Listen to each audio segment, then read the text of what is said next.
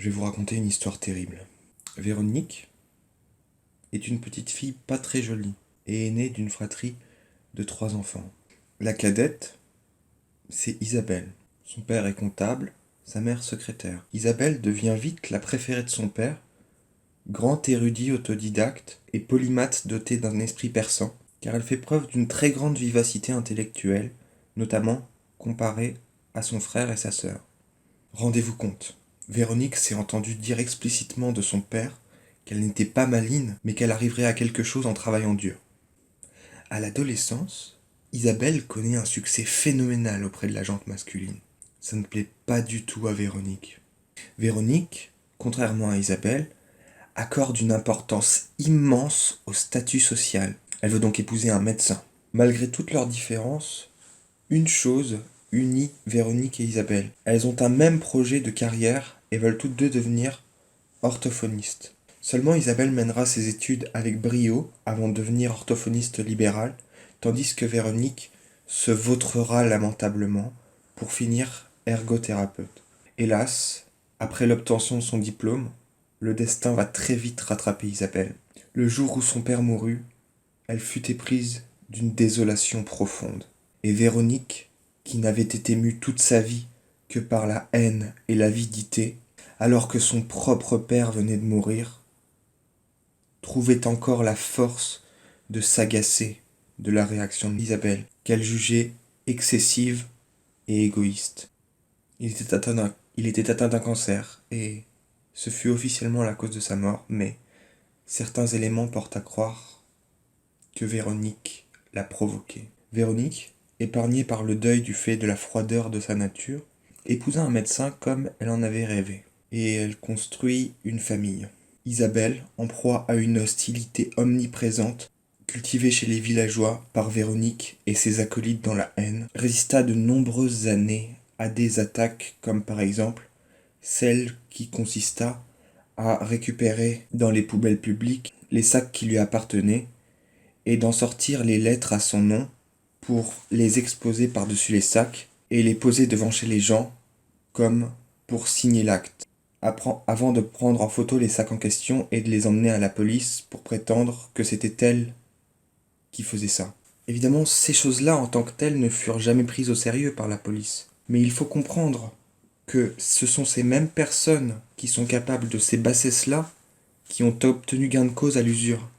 Et c'est ainsi que quelques mois après la naissance de son second enfant, Isabelle se fit signaler abusivement aux services sociaux et déportée en psychiatrie. Elle qui avait vécu toute sa vie pour être mère. Après 14 années de tumultueuses aventures du même ressort, et où Véronique, quand cela faisait intervenir des décisions de justice par exemple, se plaçait systématiquement du côté des nazis, contre les avis de tout le reste de la famille, animée encore et toujours par la haine. Depuis 2013, Isabelle est maintenue dans un état végétatif, de façon artificielle par des drogues. Là où elle est maintenant, à chaque fois qu'on lui donne son traitement, on lui passe cette musique. La petite Huguette, c'est une pauvriasse. Mais je lui mettrais bien mon zob dans le terme, ma femme.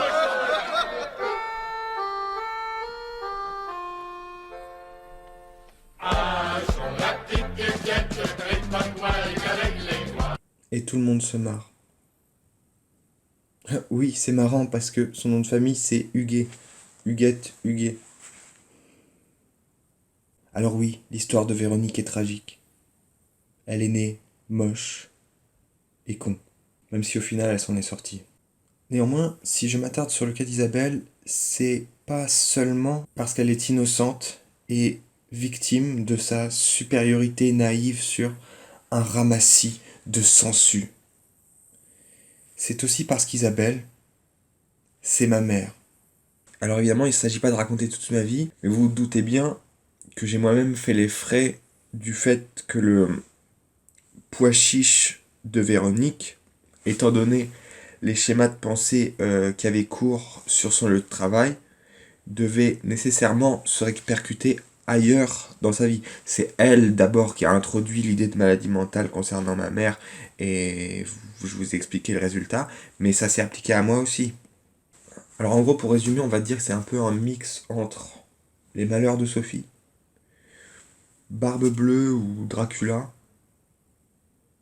Et puis 1984.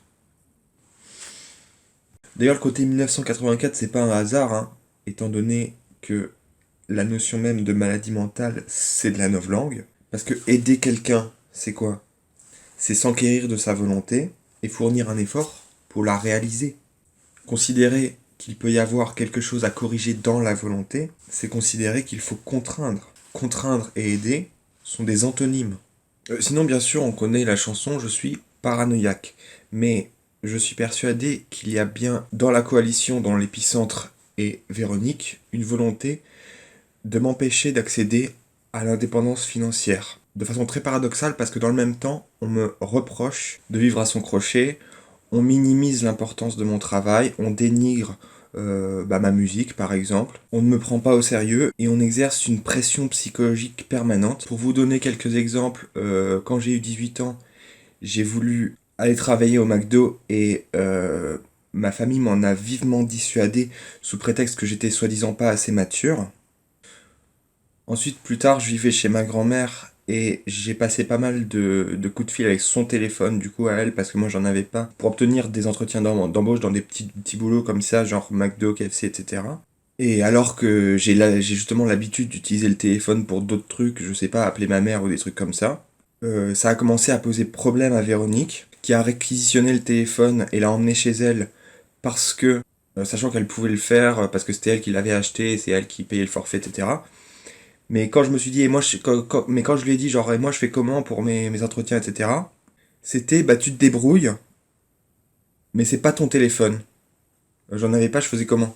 Autre chose, une personne qui regardait mon live sur YouTube, est passée avec moi sur Discord. Au début, il faisait semblant de s'intéresser justement pour capter mon attention, et après, il a commencé à dénigrer tout ce que je faisais. Et puis, il m'a sorti quelque chose qui, si tu veux, un random, un spectateur, un spectateur qui n'est pas intéressé au-delà de ça, ça ne lui serait pas venu à l'esprit de dire un truc comme ça. Il m'a expliqué qu'il fallait que je reste chez ma grand-mère. Donc pour moi, il était forcément lié à Véronique. Qu'est-ce que ça peut lui foutre sinon? Qu'est-ce que ça peut lui foutre? Et dernièrement, les pressions psychologiques et les menaces d'internement s'intensifient, tout simplement parce que je commence à gagner un semblant d'influence sur YouTube. Et c'est là d'ailleurs qu'intervient le fait de dénigrer mon travail et de prétendre que je fais rien, et de prétendre que je suis un glandeur, soit disant que ça fait 4 ans que je fais que glander. Je suis hyper productif et je rappelle d'où ça émane d'une ergothérapeute. Ergothérapeute. Véronique est ergothérapeute, c'est pas un vrai métier ergothérapeute. C'est pas un vrai métier. C'est un bullshit job. Et je l'affirme, mon travail est d'une portée historique et non des moindres.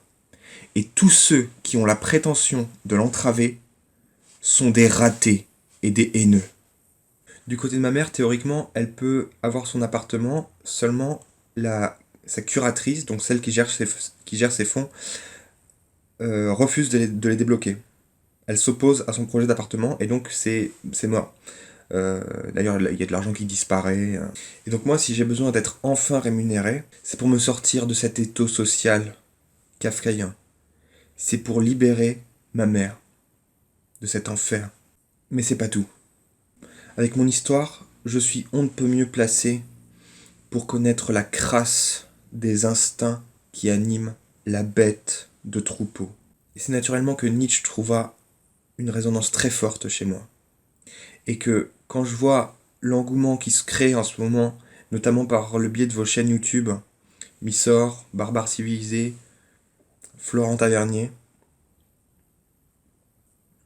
et qu'une offre d'emploi qui, en plus de pouvoir m'apporter enfin cette indépendance financière, trouvera un sens bien plus large, sachant que de mon côté, j'avais déjà crucifié Véronique dans cette version provisoire de mon premier livre, crucifié non pas à une installation en bois, mais à un statut voué à bientôt devenir fondamentalement disqualifiant à tous les égards, à un statut dont elle ne se défendra même pas, puisqu'elle ne le possède que parce qu'elle le revendique, au statut d'humain. Car l'humanité n'est pas une réalité biologique, c'est une réalité contractuelle. Et d'ailleurs, les Nietzschéens de droite comme moi, je veux plus entendre le gauchisme est une maladie mentale parce que précisément la maladie mentale est un concept gauchiste. Par contre, l'espèce, une fois que j'avais réussi à déjouer toutes ces tentatives d'éluder la question du fait qu'il était un salaud, ainsi que Véronique, il a justifié le mal qui avait été fait à Isabelle en prétextant que ce qui compte, c'est l'espèce.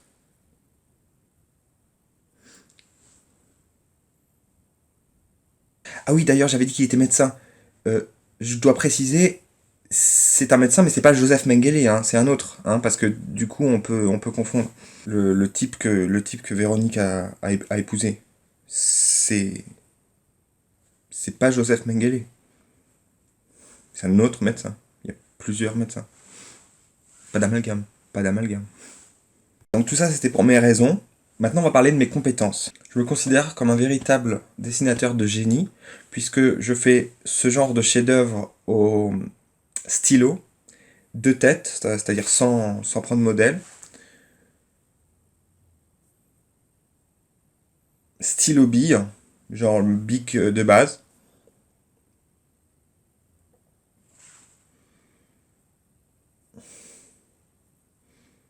Et à ce titre, je me considère comme le nouveau Léonard de Vinci. Je fais aussi de la musique qui est à la fois d'une puissance et d'une sophistication assez peu égalée historiquement. Et à ce titre, je me considère comme le nouveau Beethoven. Philosophiquement, bon, j'ai pas encore fini mon premier livre, mais j'ai aussi entamé quelques romans.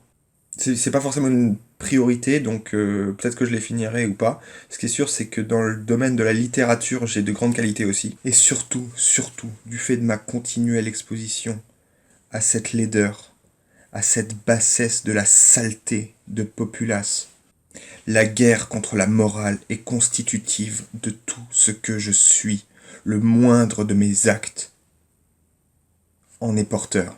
Je sais pas si Missor est censé avoir l'exclusivité niveau création de sculpture, mais si jamais je pouvais mettre mes compétences à disposition, je suis certain que mes qualités de dessinateur seraient très précieuses et je serais capable de développer très rapidement des compétences remarquables si je m'essayais à la poterie. Mais sinon, je suis prêt à réaliser les tâches les plus banales, y a aucun souci. Et niveau musique et le reste, je sais pas. Si jamais vous aviez besoin de diversifier votre offre, je suis volontaire. Vous êtes la Silicon Valley de la statue.